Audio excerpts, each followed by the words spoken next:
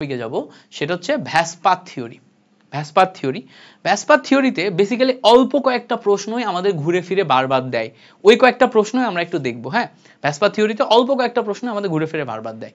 VSEPR থিওরির বেসিকটা তো বুঝো যে valence shell electron pair repulsion, অর্থাৎ বহিস্থ কক্ষপথে যে ইলেকট্রনগুলো থাকে বা যেই ধরনের বন্ধনে যে ইলেকট্রনগুলো থাকে ওর ভিতরে এক ধরনের রিপালশন হয়, বহিস্থ কক্ষপথে ইলেকট্রনগুলোর এক ধরনের রিপালশন হয়, সেই রিপালশনের অনুযায়ী বন্ধন কোণ পরিবর্তন হয়। সো আমরা একটু যদি বোঝার চেষ্টা করি, সাপোজ ধরো এই জায়গাতে আমরা অ্যামোনিয়াকে দেখি। অ্যামোনিয়ার ক্ষেত্রে বেসিক গঠনে তুমি যদি দেখো নাইট্রোজেনের সাথে হাইড্রোজেন, নাইট্রোজেনের সাথে হাইড্রোজেন, নাইট্রোজেনের সাথে হাইড্রোজেন, তিন ধরনের বন্ধন থাকে এবং নাইট্রোজেনের উপরে এক জোড়া মুক্ত জোড় ইলেকট্রন থাকে। সো এই যে মুক্ত জোড় ইলেকট্রন, এই ইলেকট্রনকে আমরা বলি হচ্ছে লন পেয়ার ইলেকট্রন, এলপি। আর এখানে দেখো নাইট্রোজেন হাইড্রোজেন বন্ধনে নাইট্রোজেন একটা ইলেকট্রন দিছে, হাইড্রোজেন একটা ইলেকট্রন দিছে। এই জায়গায় যে বন্ধন, এই বন্ধনের ইলেকট্রনকে আমরা বলি বন্ড পেয়ার ইলেকট্রন, বিপি। তাহলে দেখো এলপি মানে কি? এলপি মানে হচ্ছে লন পেয়ার, ঠিক আছে, লন পেয়ার ইলেকট্রন। বিপি মানে কি? বিপি মানে হচ্ছে বন্ড পেয়ার ইলেকট্রন। বিপি মানে কি? বিপি হচ্ছে বন্ড পেয়ার ইলেকট্রন। সো একটা হচ্ছে লন পেয়ার আর একটা হচ্ছে বন্ড পেয়ার। লন পেয়ার এবং বন্ড পেয়ার এই দুইটা বা দুই ধরনের ইলেকট্রন, এইটাকে নিয়ে যদি আমরা এখন কাজ করি তাহলে আমরা জানতে পারবো একটা থিওরি, ভ্যাসপার থিওরি অনুযায়ী লন পেয়ার ইলেকট্রন এবং লন পেয়ার ইলেকট্রন এদের যে বিকর্ষণ বল, রিপালশন ফোর্স বা বিকর্ষণ বল, এটা সবচেয়ে বেশি।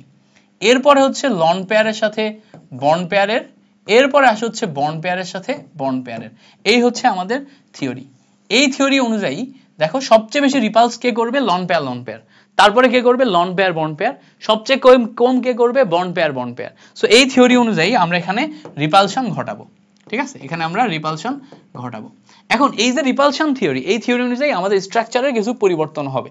যেমন ধরো আমরা যদি একটু দেখি CH4 এই যৌগের ক্ষেত্রে আমরা যদি একটু দেখার চেষ্টা করি, এখানে আমাদের এই কার্বনের সাথে 4 হাতে 4টা হাইড্রোজেন আছে, 4 হাতে 4টা কি আছে? হাইড্রোজেন আছে। সো এই কার্বনের 4 হাতে 4টা হাইড্রোজেনের খেয়াল করো, এখানে এটাও বন্ড পেয়ার, এটাও বন্ড পেয়ার, এটাও বন্ড পেয়ার, এটাও বন্ড পেয়ার। সো চারটাই বন্ড পেয়ার হয়। বন্ড পেয়ারের বিকর্ষণ ফোর্স যেহেতু সবচেয়ে কম, তাহলে এখানে বিকর্ষণ ফোর্স, এই বন্ধন টু বন্ধন বিকর্ষণ ফোর্স অনেক কম। অনেক কম হওয়ার কারণে এর যে বন্ধন কোণ ওটা নরমালি যেরকম ওরকমই থাকবে। কিরকম? দেখো এখানে আমরা CH4 এর ক্ষেত্রে দেখো 4টা সিগমা বন্ধন এবং লন পেয়ার 0, 4টা সিগমা বন্ধন, 4টা সিগমা বন্ধন, 4টা সিগমা বন্ধন এবং লন পেয়ার 0 হয়, সংকরায়ন পাচ্ছি হচ্ছে sp3। সো তুমি জানো sp3 সংকরায়ন হলে বন্ধন কোণ হয় 109 ডিগ্রি 28 মিনিট। সো যেহেতু এদের তোমার বিকর্ষণ বল অনেক কম, ফলে এর মাঝখানে যে বন্ধন কোণ এটা 109 ডিগ্রি 28 মিনিটই থাকবে, 109 ডিগ্রি 28 মিনিটই থাকবে, কোনো চেঞ্জেস আসবে না। বুঝতে পারছো? কিন্তু যদি আমরা একটু অ্যামোনিয়ার ক্ষেত্রে চিন্তা করি, NH3 অ্যামোনিয়া, এইটার ক্ষেত্রে খেয়াল করো, এই জায়গাতে দেখো নাইট্রোজেনের সাথে 3টা বন্ড পেয়ার আছে, বাট এর মাথার উপরে একটা লন পেয়ার আছে। সো খেয়াল করো এই লন পেয়ার আর এই বন্ড পেয়ার, লন পেয়ার এবং বন্ড পেয়ার এর বিকর্ষণ বল অনেক বেশি না? কত বেশি দেখো তো? এই লন পেয়ার বন্ড পেয়ারের বিকর্ষণ বল বন্ড পেয়ারের চেয়ে বেশি। তো বন্ড পেয়ার মানে কি? এই পয়েন্ট এবং এই পয়েন্ট এদের মাঝখানের বিকর্ষণ বল হচ্ছে বন্ড পেয়ার, এদের মাঝখানের বিকর্ষণ বল হচ্ছে বন্ড পেয়ার। আর উপরেটার সাথে এটা হচ্ছে লন পেয়ার। সো ব্যাপার হচ্ছে এরকম, আমার মাথার উপরে এই ধরো এই মাথার উপরে একটা লন পেয়ার আছে আর দুই হাতে 2টা বন্ড পেয়ার আছে, নিচে একটা বন্ড পেয়ার। সো এখন আমি এইভাবে বিকর্ষণ বলে স্ট্রিক্ট ছিলাম, তাহলে কোণ কতটুকু ছিল? এখান থেকে এইটুকু কোণ। এখন মাথার উপরে এ বলছে আমি তো শক্তিশালী, ও বলতেছে নাম বেটা নাম, এরকম নাম করে নামাই দিতেছে। ফলে ওই উপরের যে লন পেয়ার ও আমাকে নামাই দিয়ে নিচে নামাই দিতেছে। ফলে আমার আগের কোণ আগে ছিল 109 ডিগ্রি 28 মিনিট, কিন্তু এই নামাই দেওয়ার কারণে বন্ধন অ্যাঙ্গেল কিছুটা কমে যাচ্ছে। কত কমে যাচ্ছে? এই কমে যাওয়াটাই আমাদের এখানকার মেইন খেলা। দেখো কমে যাওয়ার ব্যাপারটা হইতেছে যে আমরা NH3 এর জন্য আগে দেখে আসছি স্টেরিক নাম্বার ছিল যে সিগমা 3টা লন পেয়ার একটা, টোটাল মিলে 4। সো 4 হলে sp3 আসে। sp3 আসলে আমাদের বন্ধন কোণ হওয়া উচিত 109 ডিগ্রি 28 মিনিট। কিন্তু একটা রাফ ক্যালকুলেশন করে দেখা যায় যে এক জোড়া মুক্ত জোড় ইলেকট্রন থাকলে 2.5 ডিগ্রি মতো তোমার অ্যাঙ্গেল কমে যায়। তাহলে এখান থেকে তুমি যদি 2.5 ডিগ্রি অ্যাঙ্গেল কমাও, 2.5 ডিগ্রি অ্যাঙ্গেল কমাইলে এই 109 ডিগ্রি তখন চলে যাবে 107 ডিগ্রিতে। ঠিক আছে, তাহলে অ্যামোনিয়ার জন্য অ্যাকচুয়ালি বন্ধন কোণ কত হবে? 107 ডিগ্রি। খেয়াল করো, অ্যামোনিয়ার জন্য বন্ধন কোণ কত হবে? 107 ডিগ্রি। বুঝতে পারছো জিনিসটা? সো ভ্যাসপার থিওরিতে এই জিনিসটা ইম্পর্টেন্ট। ওকে, এবার ভ্যাসপার থিওরিতে আরেকটু জিনিস বুঝবা। তাহলে আমরা এখানে দেখলাম যে অ্যামোনিয়া যে আছে, অ্যামোনিয়ার জন্য বন্ধন কোণ 109 ডিগ্রি 28 মিনিট না হয়ে কত হলো? 107 ডিগ্রি। কেন? কারণ হচ্ছে 1 লন পেয়ার ইলেকট্রন উপস্থিত থাকার কারণে। এবার তোমাকে যদি প্রশ্ন করি অ্যামোনিয়াম প্লাস আয়ন, এইটার জন্য বন্ধন কোণ কত? খেয়াল করো, অ্যামোনিয়াম প্লাস আয়নে কিন্তু কোনো লন পেয়ার নাই। অ্যামোনিয়াম প্লাস আয়নে এই নাইট্রোজেন এক জোড়া লন পেয়ার হাইড্রোজেন প্লাস আয়নকে দিয়ে দিছে অলরেডি। তাহলে এখানে যা কিছু আছে সবাই কিন্তু সিগমা, এটাও সিগমা, এটাও সিগমা, এটাও সিগমা, এটাও সিগমা। সো এর যেই বন্ধন সেটা হচ্ছে 4 + 0 মানে 4 মানে হচ্ছে sp3। তাহলে এই জায়গায় দেখো বন্ধন কোণ কত আসবে। এখানে যেহেতু কোনো লন পেয়ার নাই তাহলে বন্ধন কোণে কোনো পরিবর্তন আসবে না। এখানে বন্ধন কোণ ওই 109 ডিগ্রি 28 মিনিট ছিল ওইটাই থাকবে। এখানে বন্ধন কোণ 109 ডিগ্রি 28 মিনিট ছিল ওইটাই থাকবে, এখানে কোনো চেঞ্জেস আসবে না। বাট ওখানে কিন্তু চেঞ্জেস আসছে, 109 ডিগ্রি 28 মিনিটের জায়গায় কত হয়ে গেছে? 107 ডিগ্রি হয়ে গেছে। ক্লিয়ার হয়েছে জিনিসটা? ক্লিয়ার হয়ে যাওয়ার কথা। এবার দেখো আরেকটা এমসিকিউ সব সময় আসে, পানিতে আমাদের 2 জোড়া মুক্ত জোড় ইলেকট্রন থাকে। কয় জোড়া থাকে?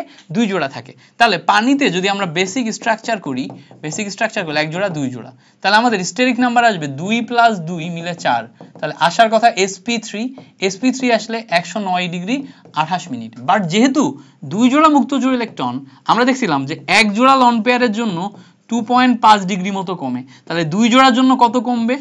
2 × 2.5 মানে 5 ডিগ্রি মতো কমে যাবে। তাহলে এই জায়গাতে আমরা 109.5 থেকে যদি 5 ডিগ্রি কমাই দিই তাহলে কত আসবে? 104.5 ডিগ্রি। সো পানির জন্য আমাদের ভ্যাসপার থিওরি অনুযায়ী বন্ধন কোণ 104.5 ডিগ্রি। বুঝতে পারছো কত আসছে ভাইয়া? 104.5 ডিগ্রি। তাহলে বন্ধন কোণের এই ব্যাপারগুলো আমি বুঝছি কিনা। তাহলে অ্যামোনিয়াতে কত আসছে? 107। পানিতে কত? 104.5। পানিতে কত? 104.5। সো এবার এই ধরনের যে যৌগগুলো আছে এই যৌগগুলোর বন্ধন কোণ খুবই আসে। যেমন ধরো আরেকটা কমন বন্ধন কোণ, কমন একটা বন্ধন কোণ তোমাকে যদি আমি একটু দেখাই দিই, কমন একটা বন্ধন কোণ দেখাবো। হ্যাঁ, সো কমন একটা বন্ধন কোণ হইতেছে কোনটা?